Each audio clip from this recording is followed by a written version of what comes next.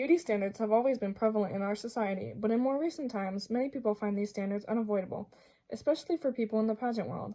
I'm sure you could go on Instagram right now and find an influencer who has posted heavily edited versions of themselves to their followers, who are young and impressionable girls. As a woman myself, I have faced society's beauty standards my whole life, and always compared perfect women to myself and never felt I fit the standard. The toxic beauty standard is extremely prevalent in the beauty standard industry. Ever since the first ever beauty pageant in Scotland, 1839, where they crowned the first Queen of Beauty. But what kind of effects can come from this obsession to fit the vision of a perfect woman? First, I'm going to tell you about the mental toll beauty pageants take on women who compete in them. Then I will explain that not only do beauty pageants affect the mental health of their contestants, but their physical health as well. Finally, I will tell you how children forced into beauty pageant worlds are greatly affected as well. One of the biggest factors that plays into the negative effect of beauty pageants is the mental toll that is taken on women when they compete in them. These beauty standards are ideals socially constructed by the norms of society. They are usually set by Western standards and are impossible to reach without taking severe and harmful measures. According to a study done by psychiatrist S.H. Thompson, more than a quarter of women who join beauty pageants are found to be likely suffering from an eating disorder. Many contestants believe if they don't take drastic measures in order to ensure they stay within the desired weight of beauty pageant judges, they won't be seen as beautiful, which leads many participants to develop eating disorders. In the 1990s, the media argued that pageants were a platform for feminists and encouraged women to speak up, but this argument has been countered by modern-day feminists who see pageants to be degrading, sexist, and racist. According to a journal written in 2020 by occupational therapist Rebecca Twinley, many women who compete in pageants have reported feeling a lack of choice. This feeling causes many contestants to turn to sex work in order to try to feel like they are making their own choices. This was taken advantage of in 2018 when Miss Venezuela organization was found to be offering contestants for sexual activities to businessmen in order to get sponsors for their pageants. Now that we are able to understand how beauty pageants negatively affect the mental health of their contestants, I will show you how contestants' physical health is negatively affected by the harsh and demanding environments of beauty pageants. One of the most controversial topics revolving around beauty pageants is how it physically affects women's bodies. While cosmetic surgery isn't allowed in pageants and is grounds for disqualification, this doesn't stop almost every contestant from getting procedures done and hiding the fact that they did so. These surgeries have been normalized by women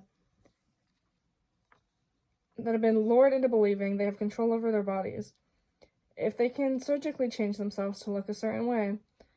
Due to the standard of pageants being influenced by mostly Western beauty standards, this leads to many pageant contestants in other countries to take drastic and harmful measures in order to alter their bodies and diverse features in order to fit the standards of Western beauty, in order to have a better chance in pageants.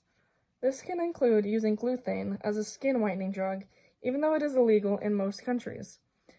Now that we know how pageants can negatively affect the mental and physical health of the adults that compete, how can they negatively affect the children that are being forced to compete? In the 1960s started the Little Miss America pageant, where children as young as 6 months old, all the way until they're 15 years old, could compete in order to win a cash prize and be crowned Junior Miss America. But all this pressure and attention at such a young age can have lasting consequences on these children.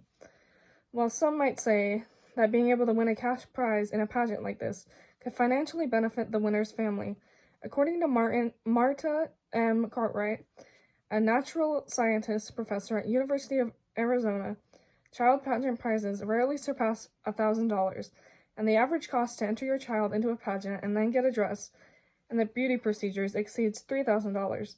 There's also the emotional cost and physical damage to think about when entering a child into a beauty pageant. According to the Child Abuse Prevention and Treatment and Adoption Reform Act, the prep parents put their children through for pageants, such as spray tans, waxing, and in extreme cases, even Botox, can be considered child abuse. Forcing children to compete in pageants can put their safety at risk as well.